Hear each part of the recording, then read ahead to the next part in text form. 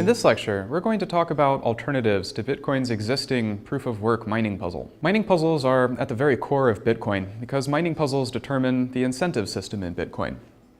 Bitcoin miners get rewards for the puzzles that they solve. We expect that miners will spend considerable effort trying to find any shortcuts available to them to solve these puzzles faster or more efficiently. If there's a faster way to solve puzzles, we think they'll take it. Also, if there's extra stuff to do that might help the network but doesn't directly help them solve puzzles any faster, we expect that they might eventually not bother to do so at all. Therefore, the nature of the puzzle plays a very important role in steering and guiding participation in the network. Now, we've talked about some of the basic features that Bitcoin's existing SHA-2 hash-based mining puzzle already satisfies. So for example, it's fairly difficult to solve a whole bunch of puzzle solutions. This makes attacks on the Bitcoin network very costly or unlikely to succeed. On the other hand, puzzle solutions are found at a fairly predictable rate, once every 10 minutes by someone. This means that honest miners to participate have some incentive to keep participating and compensate themselves for the resources that they put into the network. Now, if we were going to design a new puzzle system from scratch, or modify Bitcoin's puzzle system to be different somehow, what else could we design the puzzle to achieve? What other kinds of behaviors would we like to encourage or disincentivize? In this lecture, we're going to talk about a variety of possible alternative puzzle designs. Some of them are already used in practice in altcoins existing today. Others are research ideas that might turn out to be used in the future. The puzzles that we'll look at can achieve a variety of possible goals, such as ASIC resistance, which means leveling the playing field between users with ordinary computing equipment and users with special optimized custom hardware. We'll also look at puzzles that discourage users from delegating their participation to directors of large centralized pools. And we'll look at useful proofs of work that have some intrinsic social benefit.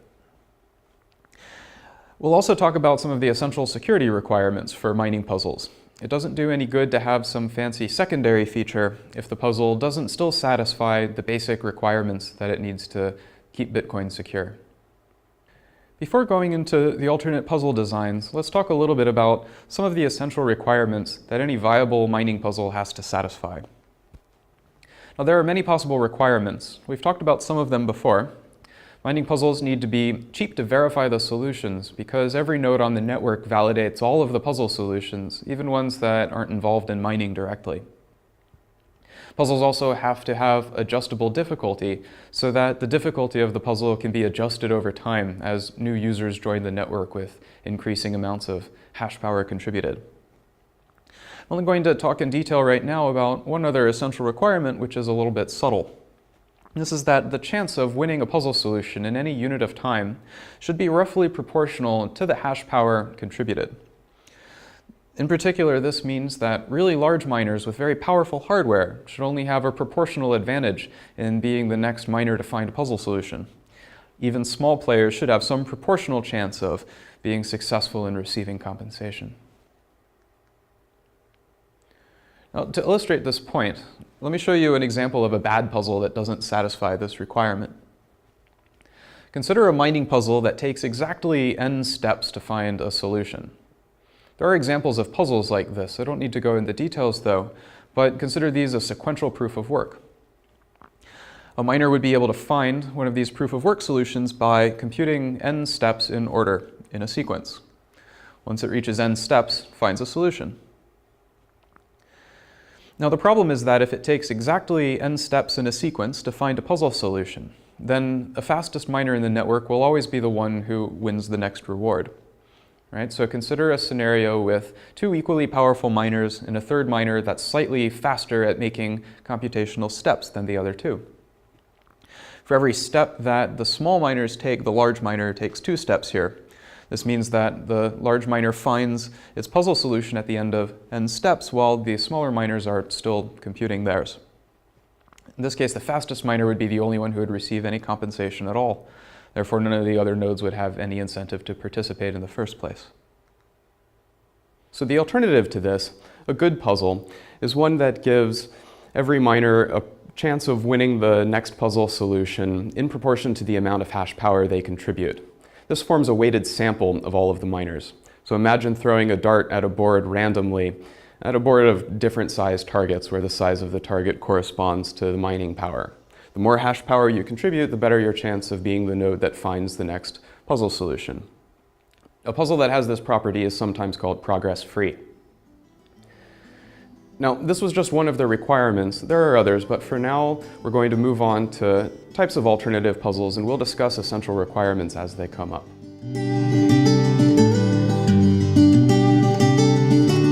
We're going to start by talking about ASIC-resistant mining puzzles. These are far and away the most widely discussed and sought-after alternative mining puzzles. Now, there are several reasons why we might want an ASIC-resistant mining puzzle. If you recall from previous lectures, Bitcoin mining used to be done using ordinary computers like CPUs and GPUs.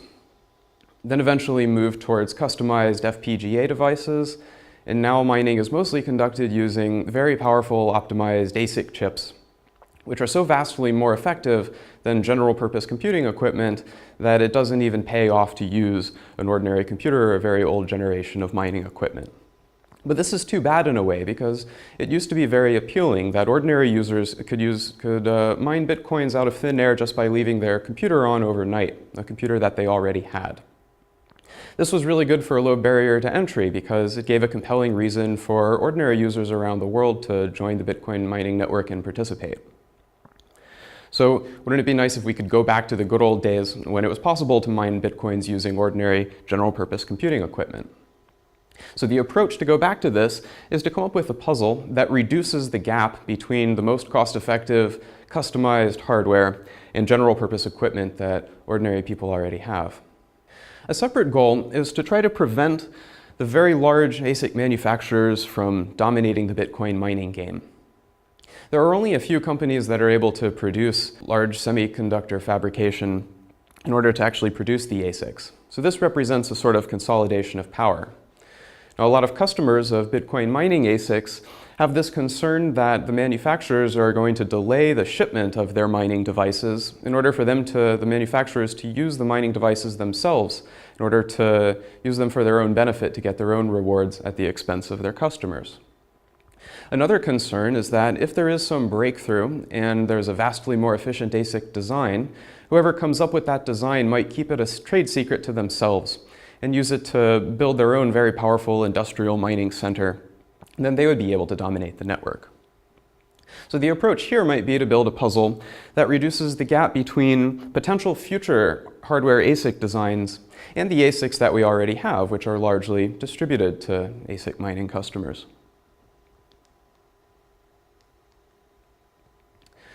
We're going to start by talking about the most widely used approach towards having an ASIC-resistant puzzle. This is called a memory hard puzzle. Now, the premise here is fairly simple, and it's based on a well-known phenomena since the 80s about the change in the performance of computing equipment over time. Since the 80s, the performance of processing has increased at an exponential rate. You've probably heard of this referred to as Moore's Law. Now, the performance of memory and storage have also increased at an exponential rate, but this rate is much lower rate than that for processors. There's a performance gap between the most efficient processors and the most efficient memory and storage, and this gap actually grows over time. This means that if we had a puzzle that required lots of memory to compute, rather than just processing circuits, then the potential improvement from next generation's optimized hardware, the current generation of optimized hardware, or even general purpose computing equipment would be much lower, and that's what we want. So we're going to talk now about the most popular instance of a memory hard puzzle. This is called scrypt. Scrypt's actually a memory hard hash function, and an scrypt-based mining puzzle is the same as the Bitcoin mining puzzle, just replacing the SHA-2 hash with the scrypt hash. Scrypt is memory hard in the sense that it has a constant time memory trade-off. This means that the hash can be computed using a fixed amount of memory. It's possible to compute it using less memory, but doing so increases the amount of time that it takes to compute. Now, as I mentioned, this puzzle is actually widely used in Bitcoin alternatives, including the second most popular cryptocurrency, Litecoin, and a variety of others. One thing that is to script's advantage is that this hash function is also used in other places in security, especially password hashing, which has similar goals to ASIC resistance in Bitcoin mining. This gives extra confidence that if there are security problems with the hash function, then other people are looking at them and might find them. Now, the basic way that script works goes in 2 steps. The first step involves filling a large block of random access memory with random values, and the second step involves reading from this memory in a random order. Now I'm going to give a detailed illustration of just how the script hash function works. Now the goal here is going to be to compute the script hash function of an input string x. Now, this is going to be the first step. The goal is to fill a block of memory containing n cells with random values. Here n is 36. Now these values are going to be filled in sequential order. The first value, v1, is simply the hash of the input string x, where the hash function h is an ordinary hash function like SHA-2. Now the second value, v2, is the hash SHA-2 of the previous value, v1. This is the same as the hash function applied to the input string x twice. And so on. The third value, v3, is the hash function applied to the input value x 3 times. And so on. After n iterations, all n memory cells are filled up with pseudo-random values, and the last value is the same as the hash function h applied to x n times. Now in the next step, we're going to read back the values of memory in random order. Now we're going to begin by having an accumulator value a, which involves computing the hash function h one more time on the last value. Now for n iterations, we're going to use the current value of the accumulator a to pick an index I out of these n potential memory cells. Then we're going to read that value of memory, XOR it with the current accumulator value a, take the hash h once more of this value, and replace the accumulator's value with this updated value. Now, after n iterations, the final value of the accumulator a is the output of this hash function. Now let me explain the intuition for why this script hash function is memory hard. Now you can compute this by using the n memory cells as described just before. It's also possible to compute the script hash value using less memory. Suppose you wanted to cut down the amount of memory you needed by half. You could do this by only storing every other value v in the table, only the odd values in this case. Now, what happens if you need to access one of the even-numbered values of v which you aren't storing? Well, you need to compute it from the values of v that you are storing. Now, you can always compute vi by computing the hash h of vi minus 1. Now, this works, and you got away with using less memory, but you had to compute an extra value for h. Now, this intuition holds up. On average, if you wanted to reduce the amount of memory by half, you would have to increase the amount of computation cycles you need by a factor of 1.5, and so on. Now, to talk a little bit about script used in practice, there are a couple of disadvantages. One is that even though it has this advantage of being memory hard to compute, the script-based mining puzzle also requires n amount of memory and n cycles in order to check a proof of work puzzle solution. This puts a constraint on how large you can set n, in other words, how memory hard you can make it. Now, a good question is this memory hard puzzle actually ASIC resistant? And there's some uncertainty here. Script ASICs are already available, at least the first generation of these, and they're at least somewhat faster than what you can do with general purpose computing equipment like CPUs and GPUs. There are several companies competing to make faster script ASICs, and it's unclear how much better this performance gap will be able to get. There's some concern that in the altcoins that currently use script-based mining puzzles that the parameter n hasn't been set correctly, and this is one of the factors leading to ASICs arriving. Now, this general approach of having a memory hard hash function is good because, as I mentioned, script is used in other applications like password hashing. And so if there's any future improvements in password hashing, then memory hard mining puzzles would be able to use these new password hashing functions and be able to achieve the desired effect. Now I'm going to talk about another approach to having a memory hard proof of work mining puzzle. This puzzle is called cuckoo hash cycles. And the main advantage this has over script is that it doesn't require any random access memory to check a puzzle solution. Now, we're going to look at how this works, which involves, for every mining attempt, we're going to start with a potential solution x, which you can think of as a random string. And we're going to use the following procedure to determine whether or not x is a puzzle solution. For the first step, we're going to select the e pseudo-random edges in this graph. Now, for each edge, we're going to pick a random node from the top set of nodes and a random node from the bottom set of nodes. Now, we do this by computing hash values using, again, the underlying hash value h, which can just be an ordinary hash function. Now, the edges are filled in the graph as illustrated below.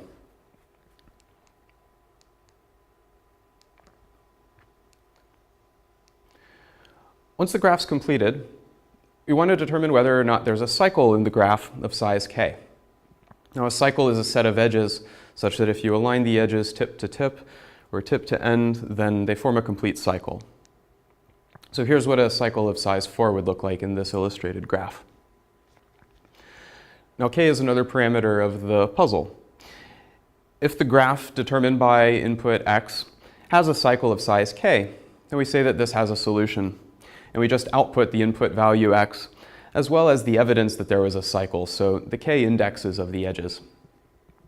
Now, it's not as intuitive why this is a memory hard function, but the explanation is that finding cycles in graphs is a fairly well-studied problem, and the best-known algorithms for doing this do require a large amount of memory. Now, what is really clear to see is that this puzzle is very easy to check. The only thing you need to do in order to check the puzzle solution is to recompute what the edge endpoints would be for each of the k edges provided using the input value x. You only have to compute k hash functions and no random access memory is required. Now, there are even more approaches towards building ASIC-resistant mining puzzles. I'm only going to describe these really briefly. One is to simply build much more complicated hash functions than the ones that we've talked about so far. One example of this is the mining puzzle based on the x11 hash function, which is simply 11 well-known hash functions strung together in a sequence. Another approach is to have a mining puzzle that's a moving target. Here you would have a mining puzzle that actually changes altogether every so often. This means that optimized mining hardware for one puzzle probably wouldn't be good at solving all of the puzzles even after the puzzle changes. And customized mining hardware that's only good at solving one instance of the puzzle won't be very useful once the puzzle does change. Now, it's unclear exactly how we would change the puzzle every so often in order to maintain the security requirements that we need. Now, there's a counter-argument that says that there's really no point in trying to make an ASIC-resistant puzzle because the SHA-2-based mining puzzle that we already have is already good enough. Now, the SHA-2 circuit is pretty well understood. We have a good idea of what's the optimal way of computing SHA-2. As a result, Bitcoin mining ASICs aren't changing very much, and it seems unlikely that there's going to be a breakthrough in computing these proof-of-work solutions any faster. Now, even as it is today, mining ASICs consist of multiple copies of the same basic SHA-2 circuit. And the only difference between the largest ASICs and the smallest or cheapest ASICs is that they have more copies of the same essential circuit. This means that even the biggest mining ASICs are only a little bit more cost-effective than the smaller ASICs. They compute puzzle solutions faster, but they're also more expensive.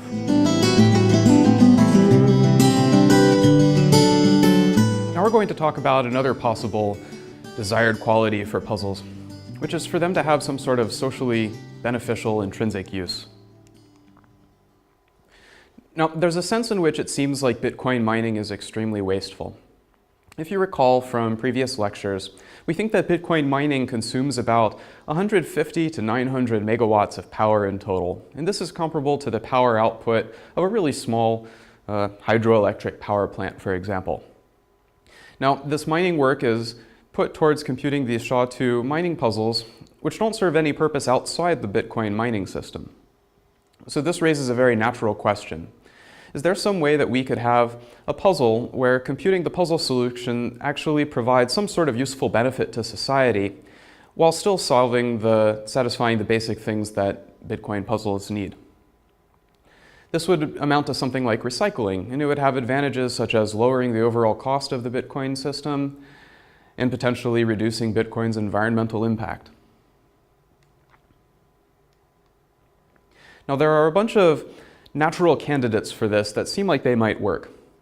The general structure of these possible candidates are problems that involve finding a solution in a potentially very large solution space, where the good solutions that you're looking for are very sparse within this space. This is like finding a needle in a haystack. Problems of this sort include protein folding, where the goal is to find a 3D configuration of a molecule that has a very low potential energy. Or searching for aliens and signals from radio signals in space and looking for anomalous patterns that might indicate extraterrestrial life.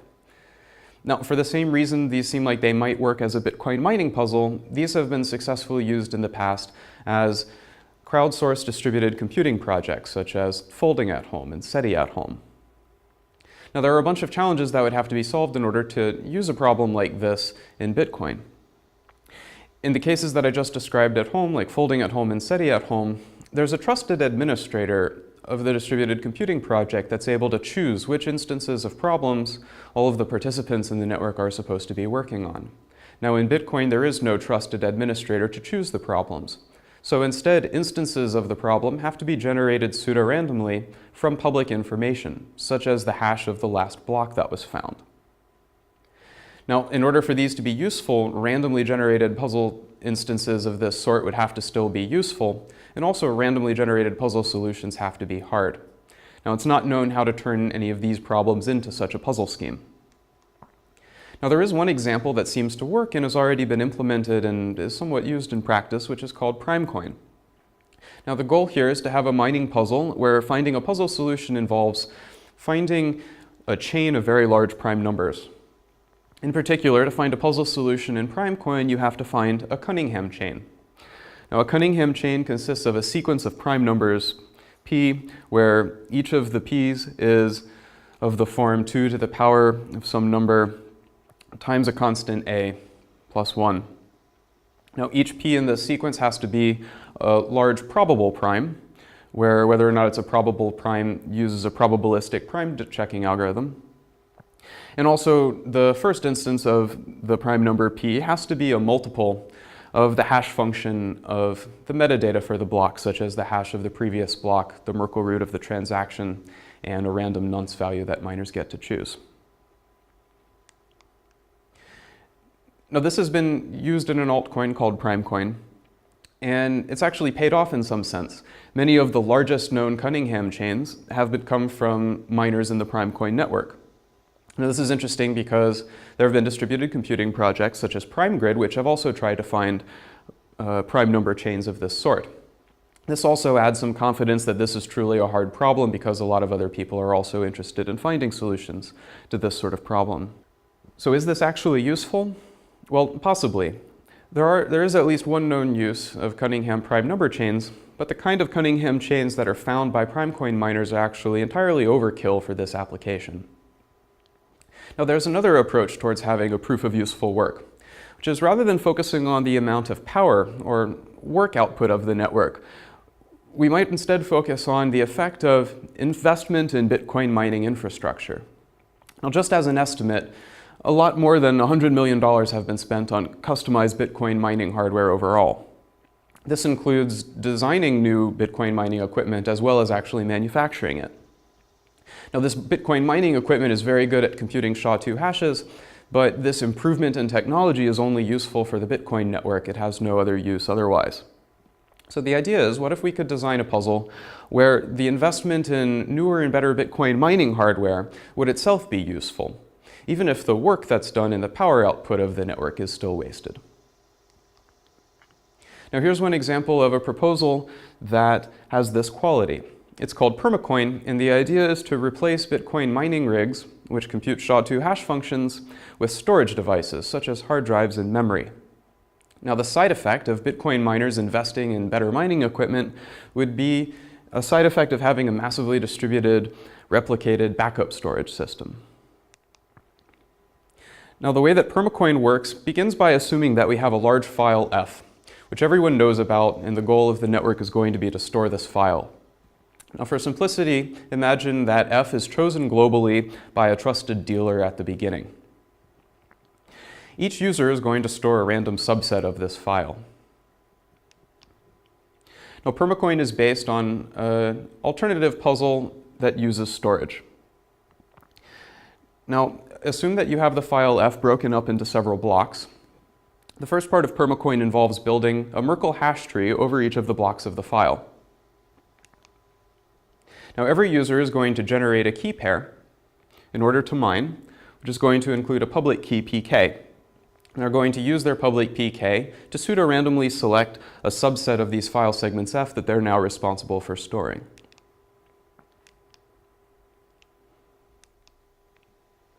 Now, for each mining attempt, the miner is going to select a random nonce value, and they're going to compute a hash function h1 that includes the previous block hash, the Merkle root of transactions, their public key pk, and the nonce value that they chose.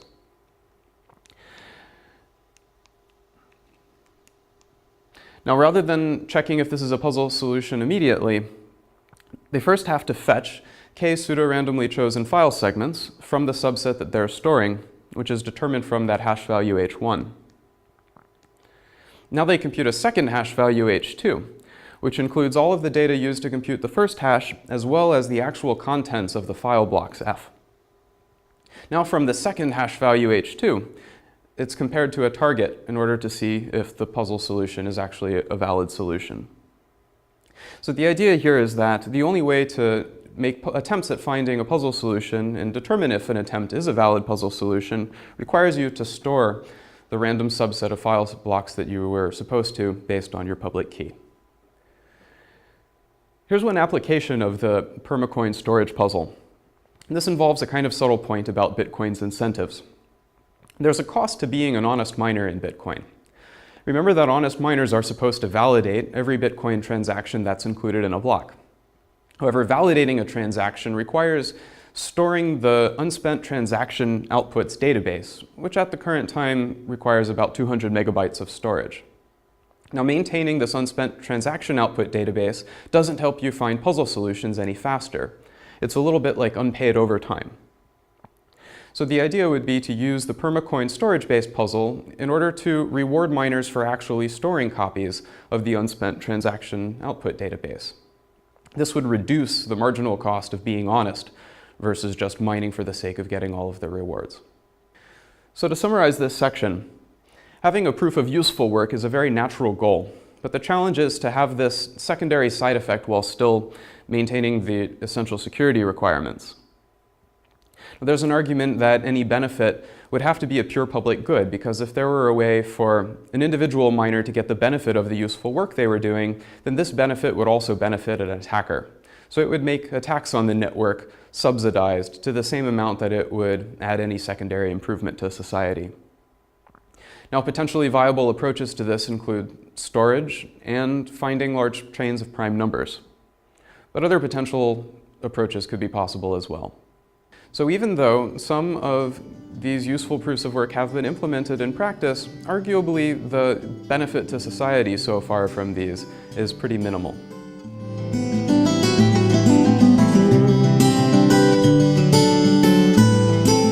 Now we're going to talk about another topic for alternate puzzles, which are puzzles that discourage consolidation of mining power. Now, Bitcoin miners mostly participate by joining mining pools rather than participating as independent individuals. Now, this means that very large mining pools that are directed by a central pool administrator become a very large potential consolidation of power. Now, Bitcoin's core value is decentralization, so this consolidation of power poses a big threat to Bitcoin's core values. Now, if the power is consolidated in a few large centrally managed pools, then the large pool operators become a juicy target for attacks like coercion or hacking.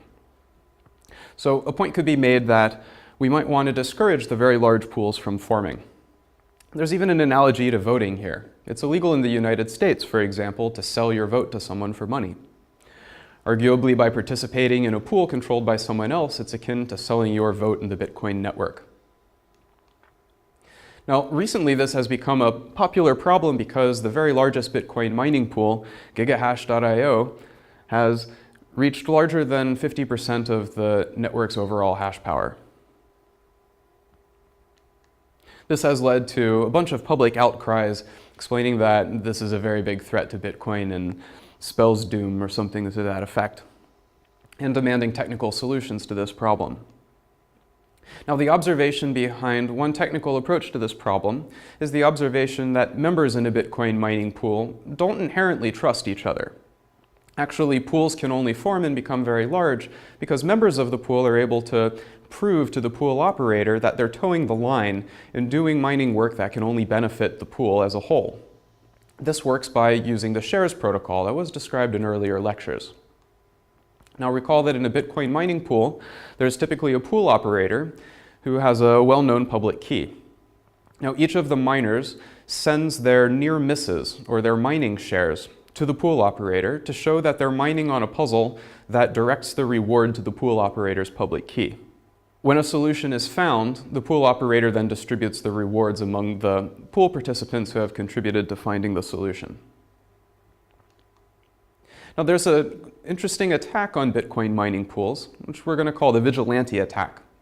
Suppose that there's a pool member who's very upset with a large mining pool. He can participate in the pool by mining and submitting his near-miss share values to the pool operator just like normal. But in the event that he actually finds a Bitcoin puzzle solution that would reward the pool, he just throws that away and doesn't tell the pool operator about it. Now, the effect of this attack is that the overall effective mining output of the mining pool is reduced. However, the vigilante only loses a little bit. He still gets rewards for other puzzle solutions that are found. He gets a proportional reward due to the shares that he submits. Now, one problem with this attack is that a vigilante still has to lose something and doesn't gain anything. And so it seems unwise to rely on vigilantes like this, monitoring the network and rightfully choosing when to do this to only attack large pools. Here's an illustration of what the vigilante attack looks like. The vigilante still submits shares to the pool operator, and if he finds a solution, discards it. So the approach of a non-outsourceable puzzle is to encourage the vigilante to perform this attack in the following way. We'd like to make it so that whoever actually finds the Bitcoin puzzle solution is able to take the reward for themselves. Now, the vigilante would have an incentive, a direct personal incentive, to perform the same attack and harm the pool. Now, the approach to having a puzzle that works this way is to have a puzzle where each puzzle attempt requires signing the puzzle solution value using a private-public key pair. In particular, each attempt at a puzzle solution requires knowledge of the private key, and that same private key would then be used to spend the reward later. Now, as an illustration of this, instead of the pool operator just having a key, any of the mining pool participants who are contributing mining resources also have to have knowledge of the private key in order for their mining to be effective. If any one of them does find a solution, then they would be able to take the money. A secondary goal is that we'd like to even provide the ability for mining pool members in this case to evade detection.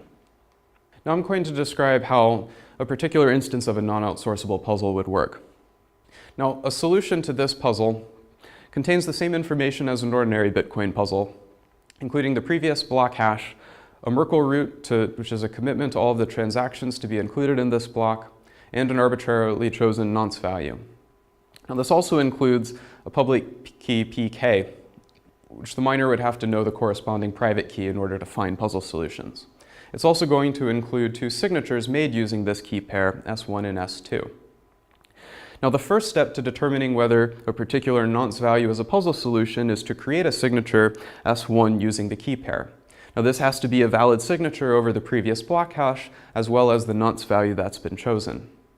Now, in order to tell if this nonce was a valid solution, you have to compute the hash h over the string containing the previous block hash, the public key, the nonce, and the signature S1. And then you compare this hash value to a target, just like in Bitcoin's puzzle. Now, only after you find out whether or not this nonce was a valid puzzle solution, you then compute a second signature, S2, using the same key pair. And only in this signature do you include the Merkle root of the transactions. So the idea here is that you need to be able to compute the signature value S1 using the private key in order to find out whether or not you found a puzzle solution. And only if you found a puzzle solution do you then compute the second signature S2 in order to choose which transactions are going to be included. This means that to find a puzzle solution, you have to know the private key. And if you know the private key, you get to choose transactions that will direct the reward to yourself. There are several potential concerns with this non-outsourceable puzzle. One problem is that it basically throws the baby out with the bathwater. This non-outsourceable puzzle would discourage all pools from forming, not only the decentralized ones, which were the original motivation for this, but also the harmless decentralized mining pools like P2 Pool, which were discussed in previous lectures as well. Now, the effect of this could be that if miners are discouraged from participating in any mining pool, they might find themselves steered towards other forms of outsourcing which are even more harmful, such as hiring hosted mining services to do their mining for them. Now, hosted mining services are potentially an even larger threat to the decentralization of Bitcoin's mining power because the hosted mining administrator is actually in physical possession of all of the Bitcoin mining rigs. Now, there are potential approaches to addressing these concerns, but that's an ongoing research project, and I won't get into the details here.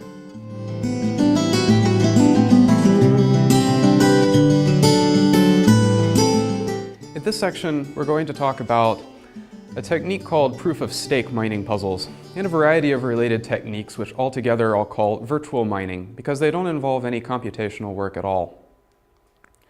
Now, the motivation for this is that Bitcoin mining seems to have an unnecessary step. If you look at the ecosystem of Bitcoin mining economics, Bitcoin miners earn monetary rewards in the form of Bitcoins. They have to spend money buying power and equipment in order to operate their mining rigs. Then they use those mining rigs to find puzzle solutions, which in turn give them reward. So what would happen if we removed the step of spending money on power and equipment? In this case, you would have something that looks like the following, which is what I mean by virtual mining. Instead of mining with computational hardware like Bitcoin mining rigs, you could mine just by using the money that you would have spent on mining rigs directly within the system. Think of this as using your money and sending it to a special address. And then a winner is chosen in order to have a mining reward based on the amount of money that miners have contributed by sending it to this special address. Now, it would be possible in a virtual mining scheme like this to essentially recreate the same dynamics and reward structure as in current Bitcoin mining. The only thing that's removed is the external step of having to use real power and real hardware. Now, there are a bunch of potential benefits to a virtual mining system like this.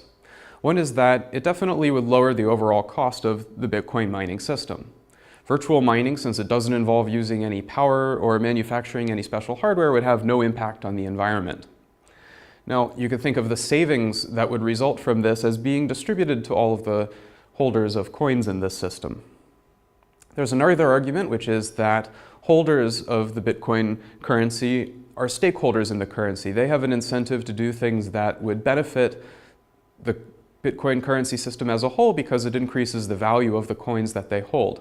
So this argument is that the very people who are stakeholders in the currency have incentives aligned to be good stewards of the system. Now, because there's no ASICs involved, there would be no concern about an ASIC advantage, so any virtual mining puzzle is also an ASIC-resistant puzzle. And there's finally an argument that this approach would reduce the hazard of 51% attacks, whereby the network is dominated by very large miners with extremely powerful equipment. Now, let me describe this argument in a little more detail. The way the argument works is basically that the Bitcoin economy is smaller than the overall world economy. It's possible for an attacker who has a lot of wealth outside the Bitcoin network to be able to acquire very large mining rigs that they might not be able to acquire if they could only use their wealth that's inside the Bitcoin network. So to illustrate this, imagine that there's a wealthy attacker like a nation state or just some very wealthy attacker on the network who's able to purchase very large mining equipment that's very powerful. Now, all of their wealth is outside the system and they're able to acquire this mining resources and then they can use it to attack the Bitcoin economy. Now, if mining were based on the coins that were inside the network, then a wealthy attacker wouldn't be able to go outside the network and find more mining power. The only way they could acquire the amount of virtual mining power they would need to attack the network would be to buy up 51% of all of the coins in existence. This would require them to go to Bitcoin exchanges and exchange whatever form of wealth they already had for wealth measured in the tokens inside the system. This would likely raise the price of the coins within the system while they were doing so. It's arguably much more expensive to acquire half of the value of the Bitcoins than it would be to acquire mining power that's larger than half the existing Bitcoin network. Now, this provides an extra disincentive against conducting such a large-scale attack. Now, there are a bunch of variations of virtual mining, and I'll describe some of these. The original one is called proof of stake, which assigns to each coin in the system a stake value. And the idea is that this stake value grows over time for every coin as long as the coin isn't used. Every time you spend a coin or make a transaction including a coin or enter a coin in a mining puzzle by using the coin to mine, the stake value for that coin gets reset. Another alternative is called proof of burn. And in this scenario, when you decide to mine using a coin, you actually have to send it to an unspendable address, and the coin essentially is deleted or gone forever. On the other hand, you do have a chance of winning a mining reward, and then that would replace the coins that you put in. Another variation is called proof of deposit. And this involves mining with your coins by depositing them in something like a time-locked account. Where they aren't burned forever, you'll be able to get them back eventually, but only after some amount of time has passed. Effectively, by choosing to mine with your coin in this scheme, you're losing the opportunity cost of whatever else you could have done with your coin instead at that time. The last variation is proof of activity. In this variation, everyone with a coin is automatically entered into the mining lottery. If one of your coins is chosen, then you're responsible for choosing the next block, and you have to respond by creating a signed message about the block that you choose within a certain amount of time. Now, virtual mining puzzles like these are an active area of ongoing research.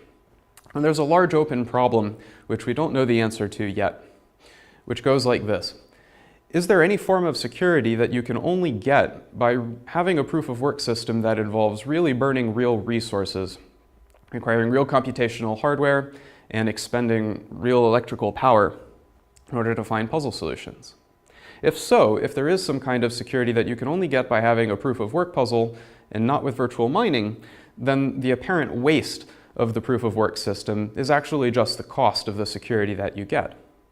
On the other hand, if it does turn out that virtual mining can provide exactly the same security or more that you can get by having a proof-of-work system, then it seems likely that eventually proof-of-work systems, because they're so much more expensive, will eventually give way in favor of cheaper alternatives based on virtual mining. But this question is as of yet unanswered. Let's conclude this lecture by summarizing some of the things we've just talked about. We've discussed a variety of approaches towards designing alternate Bitcoin mining puzzles that achieve a variety of different goals. These include preventing ASIC miners from becoming a consolidated source of power in the Bitcoin ecosystem. We've discussed puzzles that prevent large mining pools from becoming consolidations of power. We've also discussed puzzles that have some intrinsic usefulness that can help society and reduce waste. And we've looked at the option of a mining puzzle that doesn't require any computational hardware at all. Now, for now, the best trade-off between these puzzles is unclear. And our speculation about the future is that for the near future, there will be many alternatives coexisting, and it will continue to be unclear exactly which alternative is the best. Now, in the next lecture, we're going to talk about Bitcoin as a platform. This is going to include applications beyond just the currency that we've seen so far. This includes applications like lotteries, prediction markets, smart contracts, financial derivatives, and many more.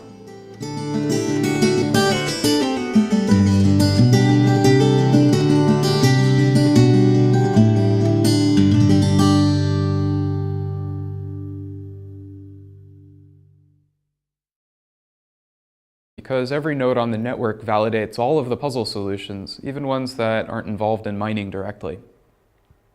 Puzzles also have to have adjustable difficulty so that the difficulty of the puzzle can be adjusted over time as new users join the network with increasing amounts of hash power contributed.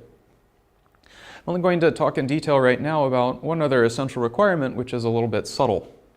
This is that the chance of winning a puzzle solution in any unit of time should be roughly proportional to the hash power contributed. In particular, this means that really large miners with very powerful hardware should only have a proportional advantage in being the next miner to find a puzzle solution. Even small players should have some proportional chance of being successful in receiving compensation. Now, to illustrate this point, let me show you an example of a bad puzzle that doesn't satisfy this requirement. Consider a mining puzzle that takes exactly n steps to find a solution. There are examples of puzzles like this. I don't need to go into details though, but consider these a sequential proof of work. A miner would be able to find one of these proof of work solutions by computing n steps in order in a sequence. Once it reaches n steps, it finds a solution. Now the problem is that if it takes exactly n steps in a sequence to find a puzzle solution, then the fastest miner in the network will always be the one who wins the next reward. Right? So consider a scenario with two equally powerful miners and a third miner that's slightly faster at making computational steps than the other two. For every step that the small miners take, the large miner takes 2 steps here. This means that the large miner finds its puzzle solution at the end of n steps while the smaller miners are still computing theirs. In this case, the fastest miner would be the only one who would receive any compensation at all. Therefore, none of the other nodes would have any incentive to participate in the first place. So the alternative to this, a good puzzle, is one that gives every miner a chance of winning the next puzzle solution in proportion to the amount of hash power they contribute. This forms a weighted sample of all of the miners. So imagine throwing a dart at a board randomly, at a board of different sized targets where the size of the target corresponds to the mining power. The more hash power you contribute, the better your chance of being the node that finds the next puzzle solution. A puzzle that has this property is sometimes called progress-free. Now, this was just one of the requirements. There are others, but for now, we're going to move on to types of alternative puzzles, and we'll discuss essential requirements as they come up.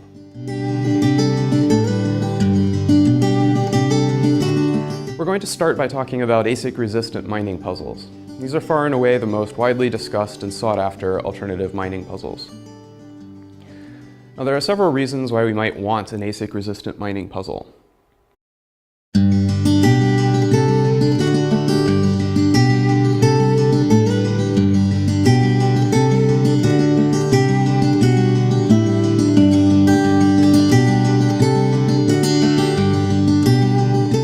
In this lecture, we're going to talk about alternatives to Bitcoin's existing proof-of-work mining puzzle. Mining puzzles are at the very core of Bitcoin because mining puzzles determine the incentive system in Bitcoin.